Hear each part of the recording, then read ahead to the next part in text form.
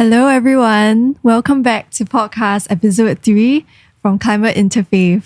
And today our topic is a big one. It's about net zero, but we're hoping to scope it a little bit down to transportation and travel, something that's exciting to hopefully many of us and something we practice every day. And today we have with us very wonderful guests. First, let me introduce Dr. Kathirasan. He is a board member of the Center of Interfaith and Understanding, a teacher, a founder, a practitioner of mindfulness. And we're very grateful to have him with us today, as well as Ustazah.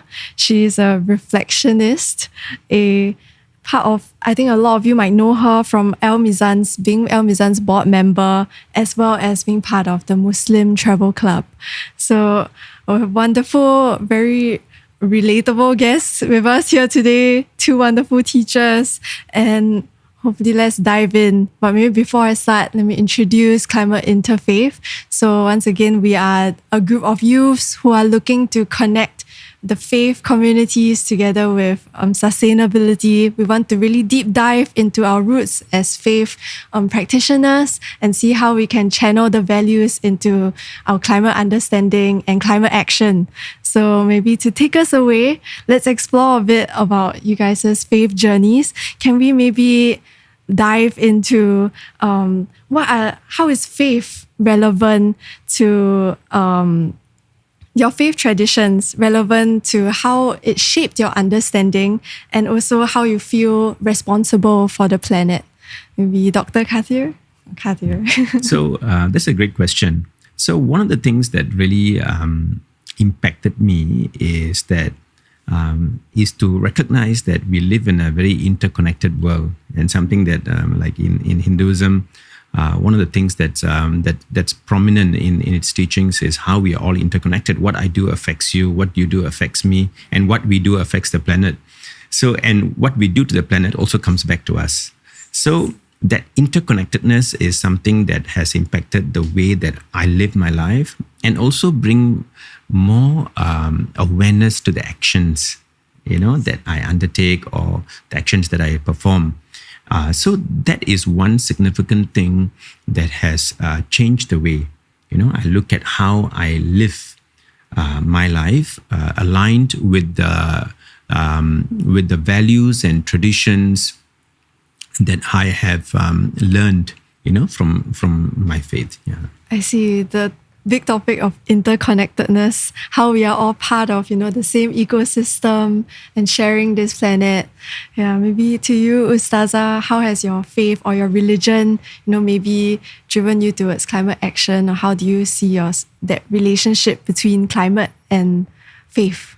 I love spaces where we talk about interfaith stuff, because you begin to realize that there's quite the similarity. And I think building on what Dr. Kadir mentioned about the interconnectedness of things, because from the perspective of Islam, we understand that the purpose of our livelihood is to actually worship God. And worshipping goes beyond the ritual aspects, meaning, our 5 daily prayers, our fasting, right? So those constitutes our worship. But the bigger umbrella is that worshipping is being conscious in everything that we do, and realizing that even in the little things that we do, it's a means to worship God. So, as Dr. Kadir mentioned about interconnectedness earlier, I thought of sharing, the fact that when we take a look at worship, typically we will view it as something that is quite personal, like it's between me and God, right? But what Islam teaches us, which had brought a big impact into my life, is to realize that every single creation of God is on their journey of worship as well. So creations include humankind. Creations also include the animals, the plants, the entire earth, anything that constitutes a living thing.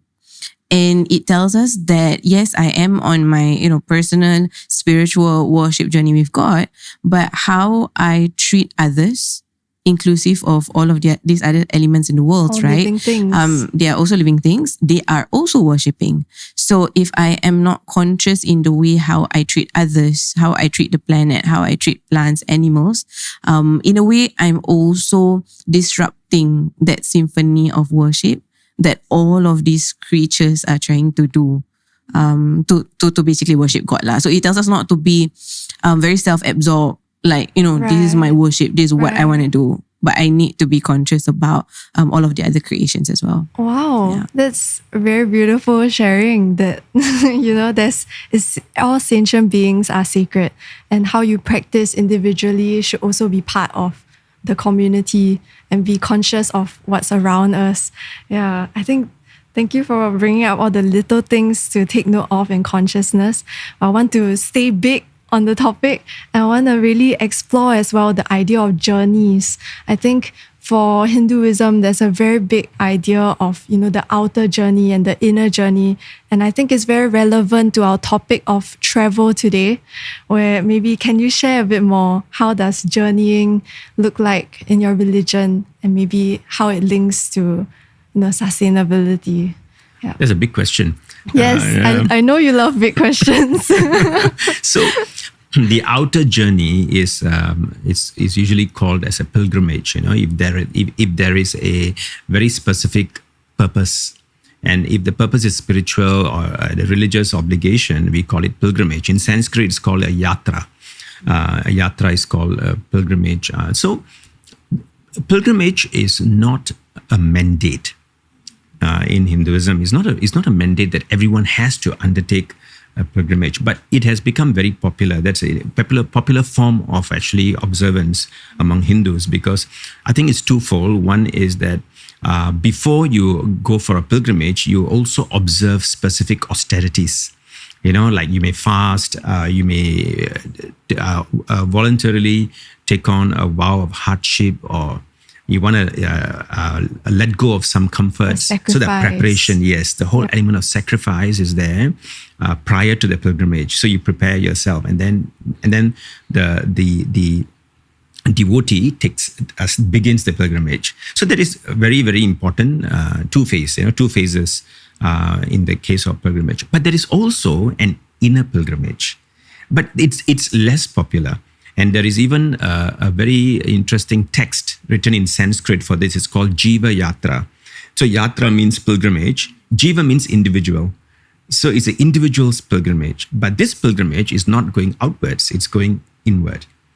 And it details how a devotee or a practitioner, from the time you're born, you can actually observe a very, very conscious relationship with God, with yourself, and with the world. So you see that though the second one is less popular than the first one, which is, I think it is quite understandably so, because a lot of us, we are beings who tend to spend a lot of our energies and time relating with the world, and we engage with the world. So naturally, the outer pilgrimage becomes more popular, and then after some time, maybe this awakening may arise that maybe I also need to discover the inner part, discover myself as well. And when that question comes up, or when that insight is generated, then automatically you start a pilgrimage in the opposite direction, which is going inward. And how does that look like? Actually, if you mind delving a bit deeper. That inner pilgrimage is primarily very contemplative. I must say that it's an inner journey of reflection, contemplation, where the devotee or the practitioner now starts asking questions about the nature of the self. Who am I? Why am I here? And it is not about doing anymore. So I usually distinguish doing from being. The outer pilgrimage is all about doing. But the inner pilgrimage is more about being. I start thinking about my values. I start thinking about my beliefs. I start even very gently and respectfully challenging my beliefs to see whether are they tenable, in the what I call in light of my current insights. So it's very, very contemplative, reflective, and also meditative. These are the features of the inner pilgrimage. Wow, thank you for really explaining that. It's very clarifying for me, and I really enjoy the idea of this idea of being and doing.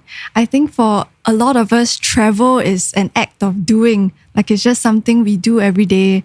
And I guess when we explore Hinduism and Muslim communities, there is a lot of doing in terms of the practices, right? Maybe can we explore a bit more with Ustazah? How does the being come in then? How do we build in this, I guess, higher consciousness on why we do the practices we do, especially with regards to like maybe the pilgrimages or the forms of travel? Yeah. All right. So for Islam, I think this topic is really close to heart, close to home, because if we take a look at our 5 pillars of Islam, right? So we have 5 things in which that we need to observe. And like the very last one is literally pilgrimage. Right. And the Prophet ﷺ, the Prophet, peace be upon him, tells us that when it comes to pilgrimage, the text says, Man istata'a ilahi sabila. So for those who need to do the pilgrimage, they need to do it when they have the capability, when they have the capacity. So that already sets like a bit of context, telling us that yes, it is part of the obligation of Islam to actually do that physical pilgrimage, but to also take a look at how are we able to reach that state of capacity to actually go in the first place. And interestingly, if I can share with you like a text from our sources, right, from the Quran, it tells us siru fil ard fanzuru. So it says to travel the earth. But it continues with to travel the earth to reflect or to take a look at how God has created the creations. So, and I really love how, Doctor mentioned about doing and being, right? Because the first half of that verse tells us to do, and that is to travel. And then a lot of times people just take the first part and, travel. okay, God says travel, let's travel 5 times a year, Yeah, so it's always that approach. But what we learn from the approach of Islam is to take it in a wholesome manner. So not just take the first part of that verse and then just fulfilling what God tells us to do, but to realize what is the purpose behind doing so. And therefore that verse extends or ends with, right, to travel the world so that you can reflect upon how God has created his creations. I see. So I think for us living in today's time, when we say travel, the first thing that comes to our heads would be by plane, right? There's one kind of travel that is quite popular, but travel can definitely be done in various forms as well. But that's the thing, a lot of times we go about traveling, but we lose the essence of the travel in itself. And the earlier verse tells us that, the purpose of travel is to do more reflections. And that tells us that, there is no cap to that travel. It means, I need to travel 10 kilometers. Only then I can do reflections, right? But how can I, for example, travel within my own country, within my own city from one place to another, but still incorporate that essence of reflection? So I thought that to be very, very important. However, when we take a look at, this obligation in Islam that we need to fulfill, and that is the pilgrimage, it's very interesting because it tells us that, again, am I able to just do that physical pilgrimage without doing the essence that is supposed to be within us, right? A person can be doing a physical pilgrimage, but unnecessarily there is that shift within them spiritually. So it is to be a little bit more conscious, of course, in the choices that we make, the number of times that we need to do a pilgrimage, because in terms of obligation, it's literally once in your lifetime. It's not like, okay, go for it every single year. Or every time you have the capacity. As long as you're able to fulfill it once, then that's the obligation. But at the same time, if I have the capacity to perhaps do more of that pilgrimage, can I channel that consciously to support other people who might not have the capacity to also go? Might be more meaningful. Yes, definitely more meaningful. So, yeah. I see. I think it's very beautiful that you brought in the idea that reflection is maybe the essence that we're missing, the intention behind travel, where traveling is still, it remains for a lot of us an act of just doing something that we do. And I guess I wanted to dive a little bit deeper as well with this conflict that you have brought up. Where sometimes we have different identities in our lives, right? Our faith identity, our identity as maybe even environmental stewards. And sometimes there are conflicting beliefs. How do we maybe marry the two? Maybe for Dr. Kathir, another tough question. Yeah.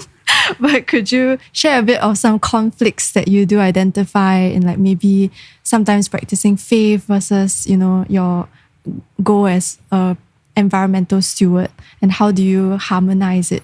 Right. So when you use the word environment, I believe you also include animals, yes, and everything else, right? Nature, etc. So one of the things that is very controversial, but I think is worth mentioning, which is, like, for example, in Singapore, we have this particular observance and a festival called Thaipusam. I believe many people may be aware, where people carry, milk pots and offerings from one temple to another.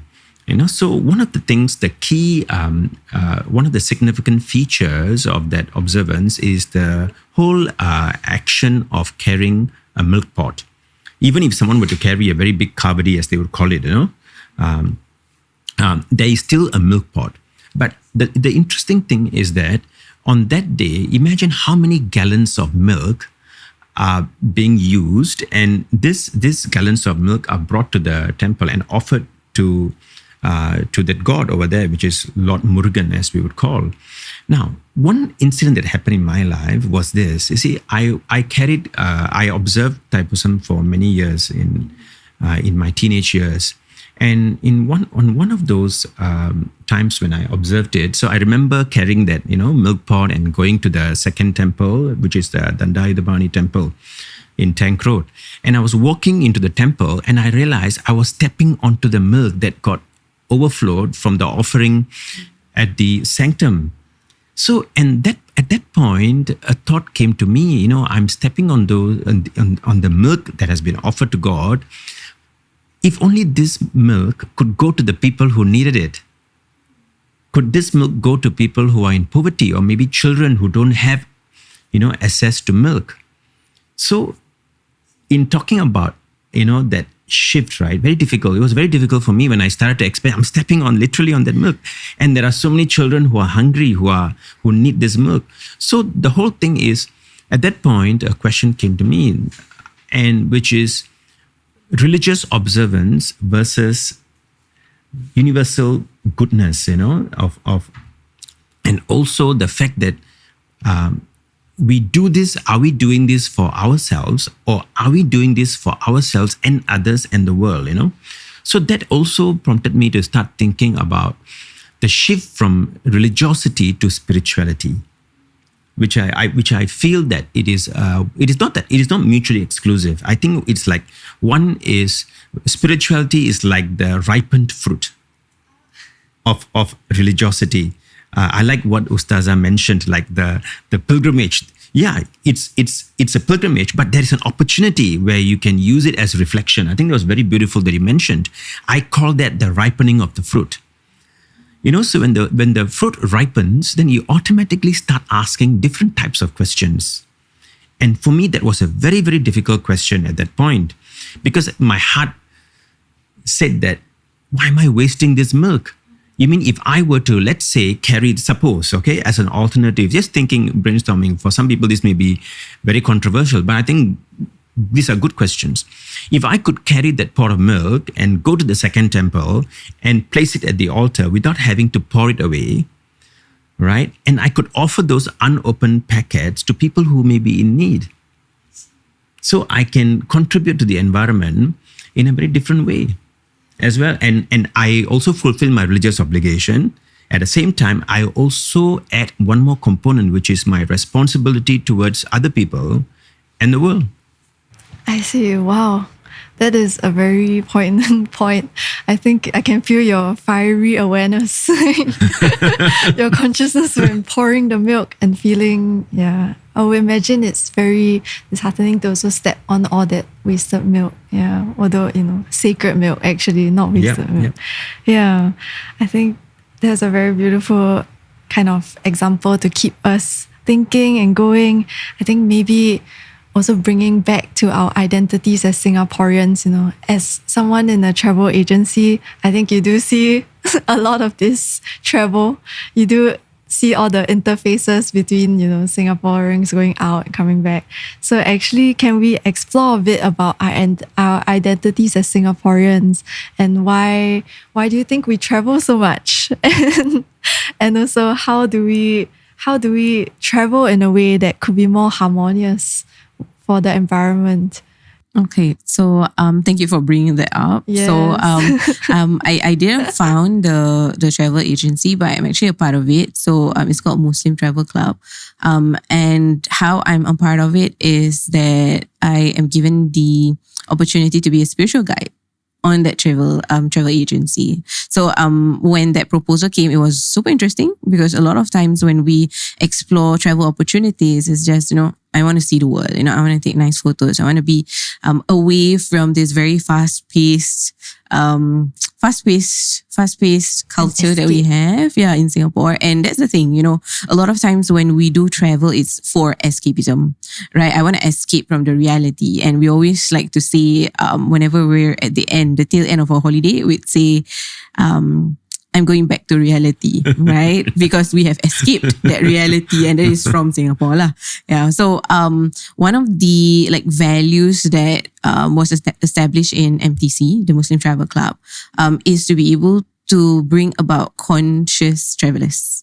So the first part is conscious travelers. The second part is to understand that at the end of the day, this travel is not an escapism, but again, bringing in reflection, consciousness, spirituality into that travel. So when you go to different places, it's not like, we go to this place because it's beautiful to look at, but can we contemplate on the creations of God? Can we discuss about a certain topic in which that it can center that journey as well?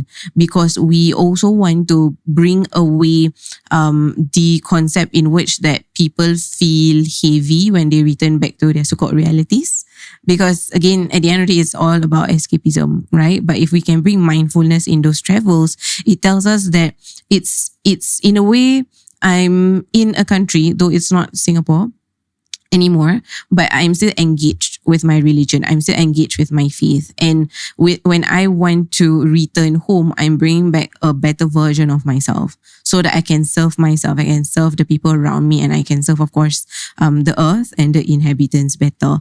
So the thing about travel is that, I hope we can shift from the mindset of escapism, right? To do a little bit more consciousness, mindfulness, reflection in our journeys. And if we think about it, I think one of the challenges is, I think at the end of the day, the way we view how we engage with the world. We are human beings, and we typically own a lot of things, right? We use the association of the word my a lot. Like, this is my home, this is my country, this is my world, this is my family, this is my children. However, when we take a look at what Islam teaches us, it is to be able to shift from the context or from the concept or understanding of ownership to the concept of caregiving or caretaking. Because you rightfully mentioned about stewardship earlier, right? And that's a word that is greatly used in our Islamic text. And it speaks about, there's one chapter where it speaks about how before the creation of the world, God has asked all of his servants who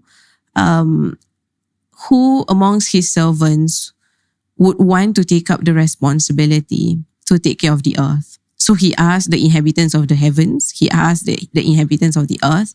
And because humankind has this natural inclination to want to serve, to want to do good, so the humankind decided to say, okay, God, we will take on this responsibility. Wow. But here we are on earth with all of the things that we own, right? We tend to forget that reality, that wait a minute, I'm here not as an owner.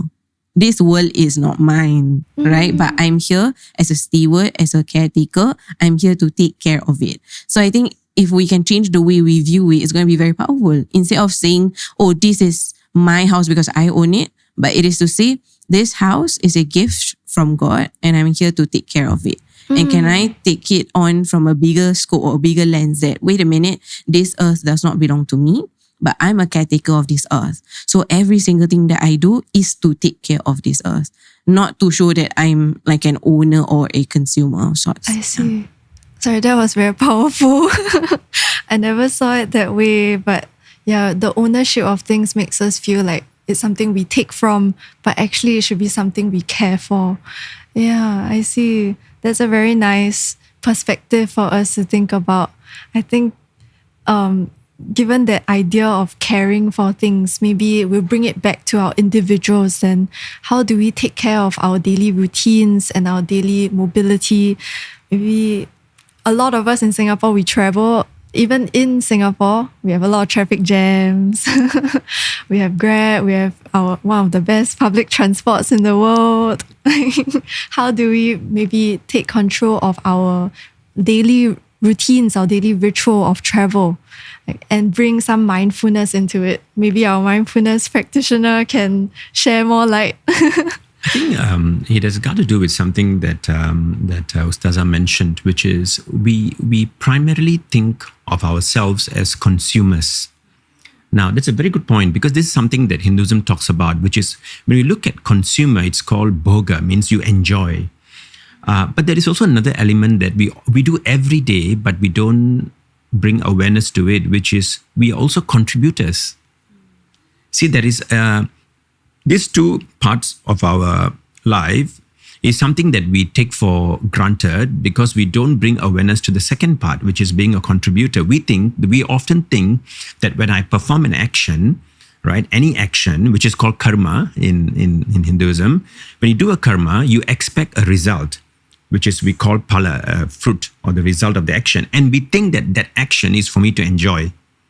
So every time I do action, I think that that action is going to create a result which I can enjoy. So the primary thinking is always being a consumer. I want to enjoy the fruits of our action. God has given me this particular gift or blessing, so now I need to enjoy it. But if we take a step back, there is also an element of action in the form of contributing to the world. Now, when we start thinking about that, we start shifting the way we relate with the world. Like what you said, how we move, shall I walk? Shall I take a bicycle? Shall I use the bicycle? Or shall I maybe, like sometimes the closest MRT to my home is about 12 minutes, right? Why not walk, right? It's good for me, actually. It's good exercise for me as well. Yeah, so I can see when I think in that manner, I realize that particular action contributes to a better world and a better self. Isn't it? Right? It's not just about the world. I also benefit from that action. So there is one very unique phenomenon that is there in the Hindu tradition. Many Hindus might not be aware, which is a Hindu has 5 daily duties. Yeah, there are 5 daily duties. And one of the duty is actually towards nature and environment. And I'm not sure if you have seen something called Rangoli. Rangoli is actually an art that Hindus would draw on the entrance to their home. Have you seen that? Those vibrant, beautiful. Vibrant. Rangolis. Actually, it's not supposed to be vibrant traditionally. It's supposed to be made out of rice flour or rice. I see. Because that particular rice flour or rice is meant for birds and other living beings to come and feast. come and feast on it. So it's a daily affair for the Hindu to provide something to nature. And that Rangoli or the art is actually one simple way of actually offering. The first thing that you do in the morning is you place that nice. Given that you're going to place food, might as well make it nice lah. So that's how I guess it became as a design, and eventually it became very colorful. Yeah. So the whole idea is out of the 5 duties. The first one is towards God. Second one is towards learning. The third one is towards ancestors and parents. The fourth one is towards fellow beings. And the last one is to nature. So this last one is what I'm talking about. So there is actually a daily opportunity for, like in the case of in Hinduism, there is an opportunity for us to think about number 4, others, and also think about nature. So when you start thinking about it, then our actions naturally change for the purpose of consumption to the purpose of contribution. And when I start seeing myself as a contributor, then my karma or the action, it increases in value. And automatically when the action increases in value, the results also increase in value, isn't it? Because now the beneficiaries of that action that whole act is not limited to just me, but also others around me and also the world. Then I start thinking, right? Should I walk to the MRT? Should I take a bus? Should I drive, or should I buy a car? So all of these life choices can be now governed by this wisdom, as I call it. Now, this shift is very, very, again, the example that I gave, this is what I mean by the ripening of the fruit. As we start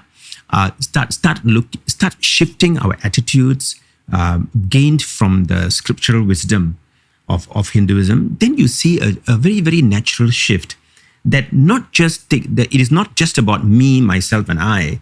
It's about myself, others, and the world. And I think that is when we create a world, a future that we can be proud of, and we can also be happy that everyone who's going to be in it, regardless of what faith, regardless of whatever race that they belong to, even animals, all of them could be part of this ecosystem where everyone is at ease. Thank you for that. There's always a lot to unpack when you start. But I really like the idea of seeing yourself as a contributor, not just taking value. And once you create value for more around you, it seems like it's an infectious energy. There's a bit of abundance there because you're not just taking for yourself, but you're creating for many others. I think I know now why you're able to do so many things. Yeah. And maybe on the idea of contributing, maybe what are some ways we can, back to you, what are some ways we can contribute, in our daily lives, our daily routines?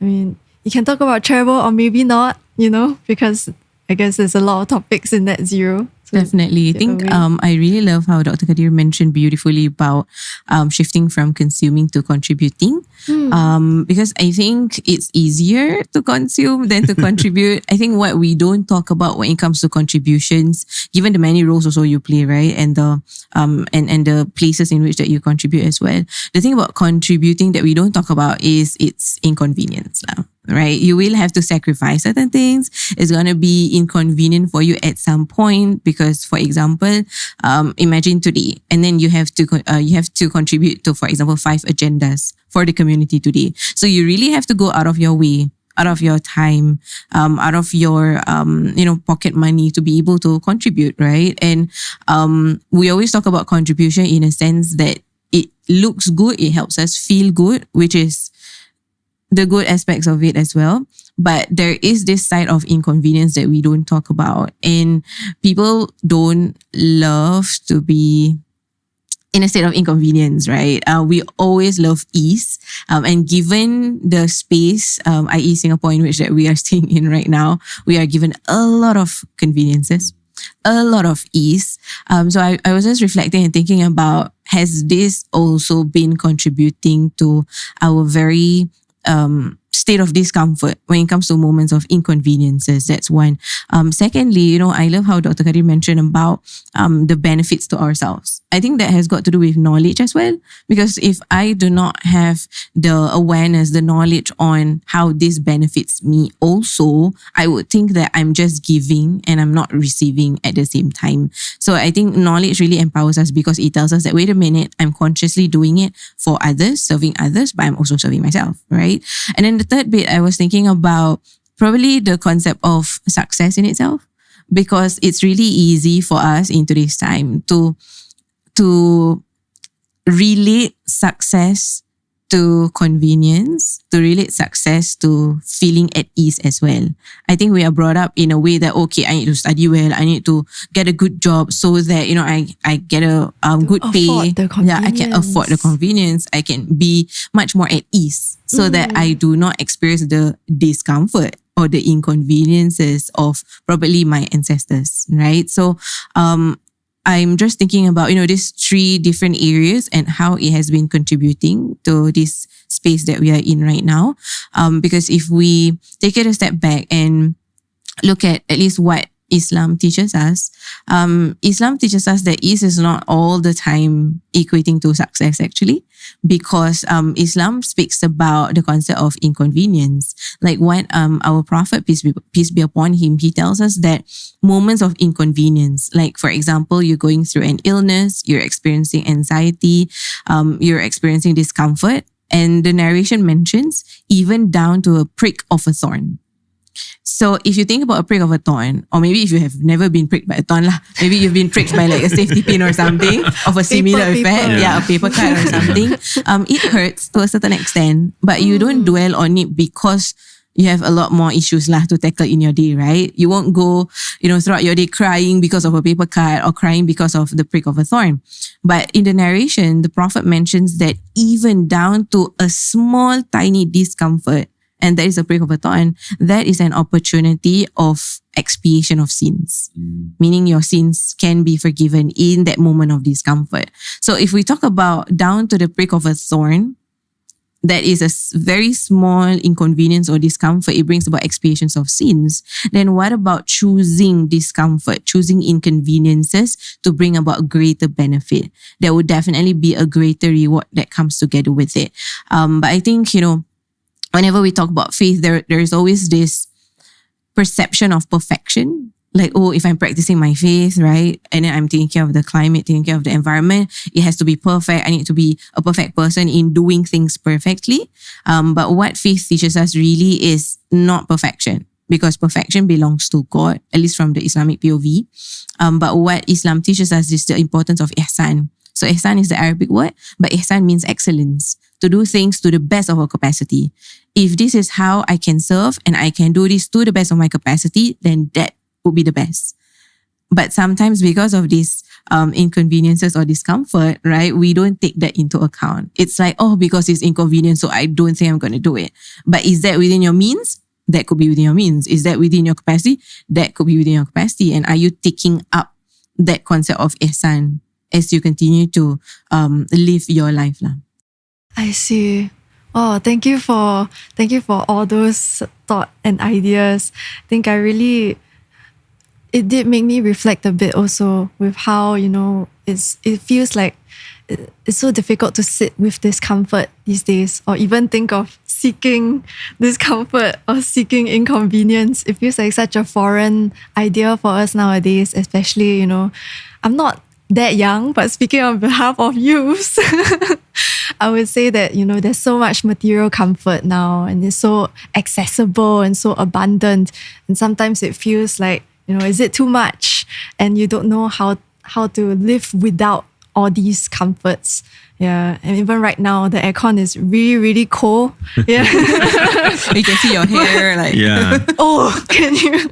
I guess, yeah. But I just really, thank you so much. I really want to bring it back to maybe the youths. And since you talked about all these ideas that, I feel like a lot of young people are really thinking about now these days of, convenience, comfort, and how we view travel and stuff like that. Maybe is there some last words as from both our teachers today about what message you have for the youths in terms of, how can they relook their lives, or just anything that you want to leave with them to think about going beyond this podcast? Yeah. Maybe with you first, Dr. Kathir. Yeah, so I would say that if this message is going out to the youths, now how am I different from the youths? So that's a very important point that would make my message differentiated. Now, how would I see myself different from the youths? Now, today's youths, one of the biggest, significant differences is in terms of accessibility, right? Today's youths are born into an environment where there is greater accessibility to information, and there is abundant information, and it's coming through usually media. As opposed to when I was a youth, when I needed information, I need to go to the library or I need to read the daily newspaper. Yeah, exactly. So today everything is, on the device, on our devices. So the accessibility is greater for the youth. So therefore, today's youths have the potential to be more knowledgeable than I was, at their age. So if that is the case, given that we have abundant information, one important thing that we go through is when there is too much information, there is misinformation, there's a disinformation. Abundance is pollution. Yeah, exactly. It's a kind of pollution, actually, information pollution. So in Hinduism, we call it mind pollution. when it's too much of information. So information does not mean knowledge, and knowledge does not mean wisdom. I think information is data, but when we distill information that is valuable to me and valuable to the world, it becomes knowledge, because it contributes to some function. It can be engineering, it can be science, it can be arts, everything. It comes from information, I convert it into knowledge because it becomes useful. Then comes another level, which I would say, how can I be useful to myself, not only myself, but to other people and also to the world? Yes. Now, when we start bringing the two other elements into the knowledge that I'm distilling from the information, then we move into the third stage, which I call as wisdom. So I would say youths, you are probably in a very, very privileged place today because you have a lot of information, which I did not have access to. But that also means that you have the opportunity to distill more information from that abundant, repository, reservoir of information, which can allow you to live a world where you feel happy, others are happy, the world is also stable and is in a state of equilibrium. So because the potential is there, I would say, youths, ask yourself how you can contribute, not just consume. And when you ask yourself about how I can be a better person and how I can be a better contributor to the world, then the way you distill knowledge will change. Because you're not looking for just information, you're looking for knowledge, and you're seeking knowledge so that you can live a life filled with wisdom. That's what I can say at this point in time. Thank you for that. I'm just blown away by what you just shared. Just trying to digest about knowledge and wisdom. I think what I can offer at this moment is an invitation for all of us to practice a little bit more humbleness and humility. I feel that's really important, because it can get to a point where sometimes we just would think about our own selves, our own conveniences, what works for us. And given the very comfortable space or environment in which that we live in, at least in the Singapore context, we tend to shy away from very uncomfortable topics. We tend to shy away from the realities of our brothers and sisters who are not in Singapore. And, we struggle with this topic on climate and environment because we have these conveniences, right? You talk about aircon. There's like heat waves happening, but here we have aircon, right? We have a lot of alternatives. But in reality, there are, in various parts of the world where our brothers and sisters, they really depend on the environment and the climate to live. And how, or, the state of the climate and the state of the environment that it is in right now is greatly impacting these communities and these individuals. And again, we won't be able to have access to all of these realities if we do not speak with people, if we do not engage in voluntary experiences, right? And this comes with travel as well, right? Can I go beyond just, traveling out of leisure, but can I travel to contribute? Can I travel to learn more about the experiences of our friends, our brothers and sisters who are living very closely with the climate and with the environment? And I thought to begin from a place of humbleness and humility is really important, because it's to realize that there must be something that I do not know. There must be something in which that I have yet gained awareness of the matter. And it could be that when I have more knowledge, more wisdom, more awareness on the matter, I can realize that there is so much more that I can contribute. Because I think as youths, we feel stuck when we feel like we cannot do anything about it. And especially on the topic on climate, we can also reach to a point of apathy.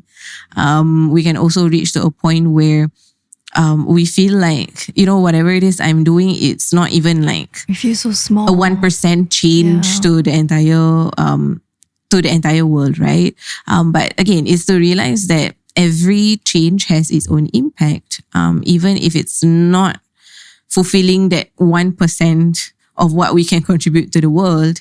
But always imagine it or view it in the opposite manner. we always think about, it's just 1%. What can it do for the world? But imagine if the world is at 99% and you are that 1%, and we just need that 1% to make it work. And if everyone, has that thought, right? Everyone has the understanding that we all have that 1%, and collectively, if we can put in that 1%, it's going to be very, very powerful. Yeah. So I thought humbleness and humility is really, really important.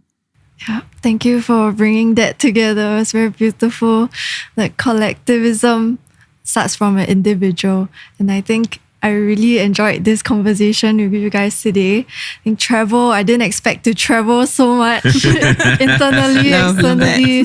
I really have this new perspective of travel, not one of escapism, but one of a journey of centering. I now see that travel is a way of gaining inspiration, traversing a land created by, gods and stuff. And it's a journey for the self and for the people around you. And it's also really a privilege to be able to travel. And it really is a practice where we see that we're part of this bigger world and we're really actively interacting with it. So how can we really bring in that consciousness to really ask ourselves, how can we make this a journey of cultivation instead of just a journey seeking comfort and ease? Yeah. And thank you for ending off with asking ourselves, how can we bring in more humility and also become a contributor? How can we contribute as we travel? And yeah, I guess that's where we'll end off today. I hope you're all as inspired as I am. A lot to take back with. I'm glad we can always loop this video again. Thank you, technology.